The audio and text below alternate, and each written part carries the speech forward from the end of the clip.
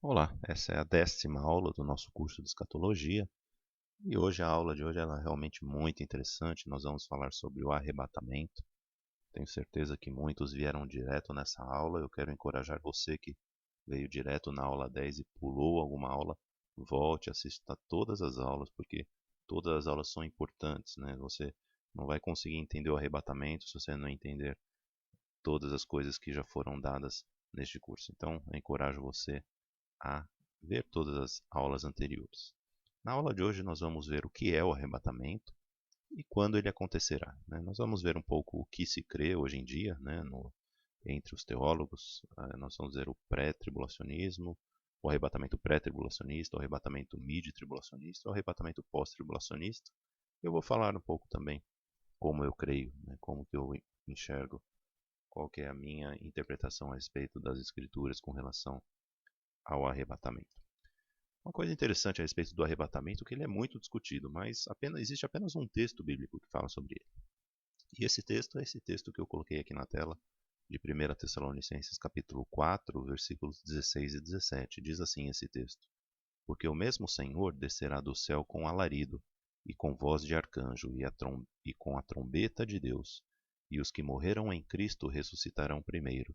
Depois nós, os que ficarmos vivos, seremos arrebatados juntamente com eles nas nuvens, a encontrar o Senhor nos ares, e assim estaremos para sempre com o Senhor. Estaremos sempre com o Senhor. Então, o que é o arrebatamento? Veja, é esta sequência destes três eventos. Em primeiro lugar, os justos, eles ressuscitam, né? Veja aí, em primeiro lugar, os que morreram em Cristo ressuscitarão primeiro, né?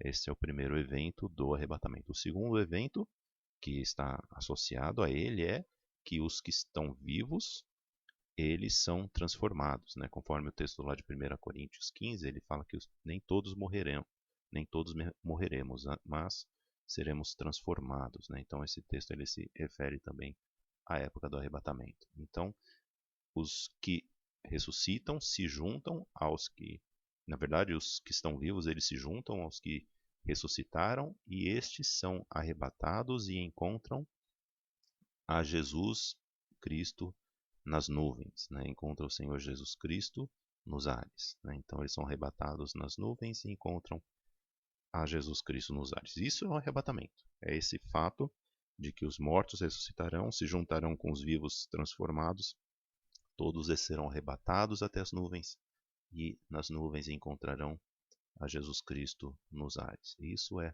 o que a Bíblia fala a respeito do arrebatamento. A segunda pergunta é: quando ocorrerá o arrebatamento? Existem três posições teológicas a respeito disso.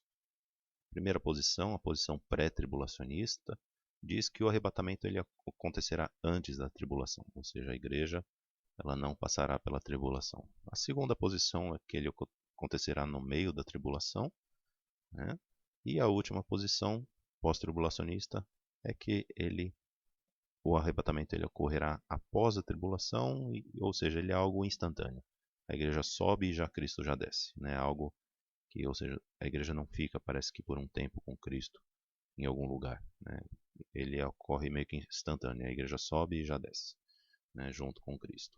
E essas três posições, né, a primeira dela pré-tribulacionista, então nesse diagrama mostra, né, que antes dos 7 anos, né, ou quase ao momento em que o Tratado de Paz será assinado, a igreja é arrebatada. O segundo, que ele é arrebatado bem ao meio, né, quando se tem a abominação desoladora. E a terceira, ao final dos 7 anos. Essa é a posição pós-tribulacionista. É uma coisa interessante que todas essas três posições elas têm falhas. Se você pegar qualquer livro de teologia hoje que fala sobre escatologia, que não defende uma dessas posições, né, um livro mais contemporâneo, né, se você provavelmente pegar algum da década de 60, 70, a grande maioria é pré-tribulacionista, ou você pegar algum um pouco mais antigo, dependendo da escola teológica, ele vai ser amilenista, nem crê que haverá a grande tribulação, né? É uma posição também.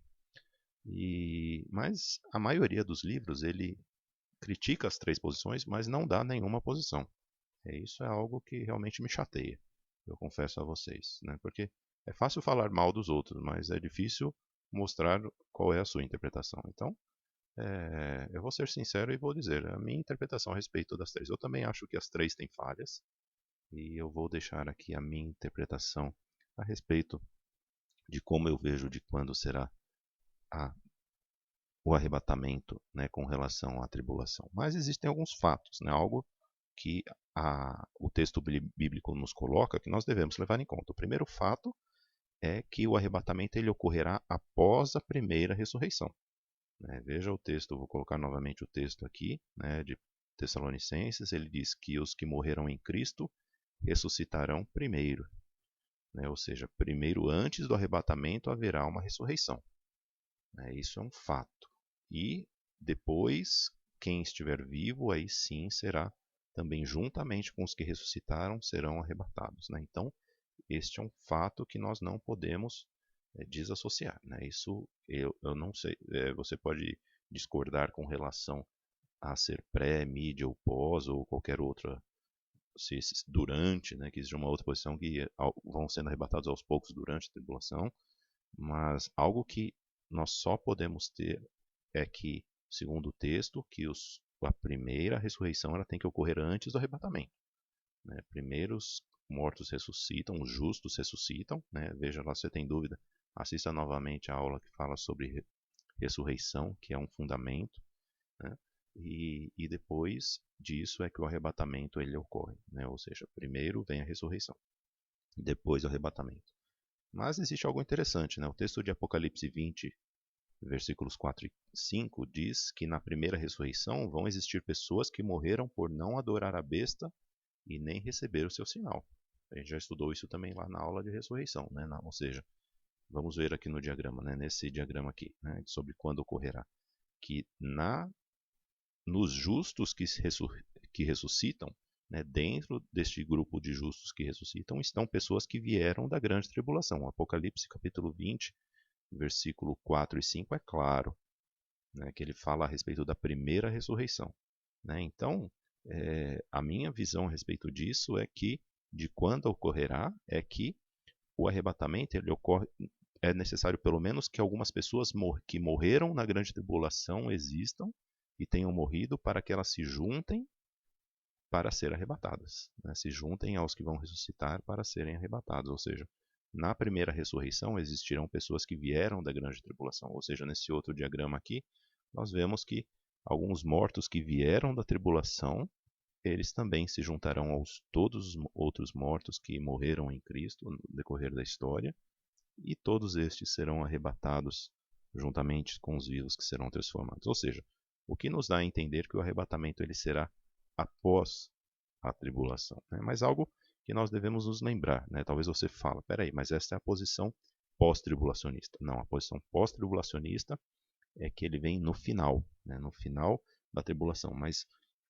a grande confusão que existe é com relação aos últimos 7 anos. Por isso que eu coloquei esse outro diagrama aqui que mostra nesses últimos 7 anos. Né? Nos últimos 7 anos, durante todos os 7 anos, haverão juízos de Deus, né? que são os selos, as trombetas e as taças. Né? A ira de Satanás, que é a grande tribulação, ela se dá início depois de 3 anos e meio, né? Com a abominação desoladora. E a partir desse momento começa a ira de Satanás. Só que a ira de Satanás, conforme Mateus 24, 22, Jesus ele fala que Jesus ele vai antecipar a sua volta, porque senão nenhuma carne iria se salvar. Né? Ou seja, é nesse momento, na volta de Jesus, que acontece este arrebatamento. Por quê? Porque daí que vem as pessoas, né, que durante a ira de Satanás, que as pessoas vão receber o selo, as pessoas vão ser forçadas a adorar a imagem, e os que não fizerem isso morrerão, e esses mortos ressuscitarão e irão ser arrebatados. Né? Então, o meu entendimento é esse. O meu entendimento é que não é um arrebatamento pós-tribulacionista. Na verdade, ele é, tendo a palavra tribulação como a ira de Satanás, pode ser como pós-tribulacionista, mas não é o pós-tribulacionista que diz, né, como muitos pós-tribulacionistas dizem, que será após lá no final, né, que o arrebatamento nunca acontecerá. Não. Ele vem, no meu entender, na 7ª trombeta, né? Antes das 7 taças da ira de Deus. Né? Ou seja, é dessa ira das 7 taças, né, que conforme Apocalipse fala, a gente vai falar um pouquinho sobre isso quando falar dos 7 selos, 7 trombetas e 7 taças, mas são nas 7 taças que se consomem a ira de Deus. E é aí que eu creio que será o grande e terrível dia do Senhor, que é um dia que não vai durar um dia apenas, ou pode ser que seja uma tarde, uma manhã, dependendo de como tiver o sistema solar, porque a gente sabe que ele vai entrar em colapso, né, também. E, enfim, nós vamos estudar um pouco isso mais para frente, em outras aulas. Mas essa seria então a minha visão, que eu considero essa visão como existem alguns teólogos também que suportam essa visão também, que é chamada o arrebatamento pré-ira de Deus, né? Ou em inglês, né? Aqui no Brasil não existem muitas pessoas, não vi ainda nenhum artigo escrito sobre isso, mas já vi alguns artigos nos Estados Unidos sobre isso também, nas escolas da Inglaterra também sobre isso, que é denominado uh, o arrebatamento pré-ira, ou seja, pre-wrath rapture, né? Que se você quiser procurar no Google, você sabe falar inglês e tem acesso a isso também, ao Google e ao YouTube também, você pode ver também. Digita aí pre-wrath rapture, você vai encontrar bastante material que fala sobre isso, sobre esta visão a respeito do arrebatamento. Existem pessoas também que falam contra, mas porque como este é um estudo novo que tem sido formatado, né, pelos teólogos mais contemporâneos, isso na verdade tem muita confusão ainda de quando irá acontecer. Então alguns nem todos que suportam a pré-ira de Deus, né, o arrebatamento pré-ira, eles falam a mesma coisa também. Né? Tem ainda existe alguma visão diferente sobre ser um pouquinho mais para frente, um pouquinho mais para trás. Mas a verdade é que nós temos aí, conforme as profecias, para que todas as profecias elas possam se encaixar. No meu entender, este é o melhor cenário para que todas as profecias elas possam se encaixar. A gente tem nesse cenário a doutrina da iminência, ela é verdadeira, ou seja, não se sabe quando Jesus voltar, sabe-se que é antes, não é no final da tribulação, sabe-se que é antes do final dos 1290 dias, né? Mas não se sabe quando que é. Então, e ao mesmo tempo também, nós temos também todas essas profecias que falam, entre elas a profecia da primeira ressurreição, que fala que no arrebatamento terão pessoas que vieram da grande tribulação, o que faz com que o arrebatamento tenha que ocorrer após pelo menos algum período da tribulação. Eu vou encerrar deixando o texto de Tito, capítulo 2, versículos 11 a 13, que diz: Porque a graça salvadora de Deus se há manifestado a todos os homens, ensinando-nos que, renunciando à impiedade e às concupiscências mundanas, vivamos neste presente século sóbria e justa e piamente, aguardando a bem-aventurada esperança e o aparecimento da glória do grande Deus e do nosso Salvador, Jesus Cristo. Essa bem-aventurada esperança de que fala esse texto, né, ao contrário de que muitos pré-tribulacionistas falam, não é o arrebatamento, mas é sim a ressurreição. O que todos aguardam, né, conforme a palavra de Deus, é a ressurreição dos mortos. E a bem-aventurada esperança é que, por mais que eu morra, eu sei que Ele é fiel e que, quando Ele der a sua palavra, eu irei ressuscitar e eu vou vê-lo voltar. Essa é a minha esperança, a esperança que eu tenho, que mesmo que eu esteja morto, eu vou ainda vê-lo voltar. Ele irá me ressuscitar e eu verei a Jesus Cristo como Ele é, em todo o seu poder e toda a sua glória. Essa é a esperança que eu convido a você tenha também, e para que nós possamos viver nesse mundo aí de uma maneira sóbria, justa e pia, como diz o texto de Paulo a Tito. Que Deus o abençoe e aguardo você na próxima aula.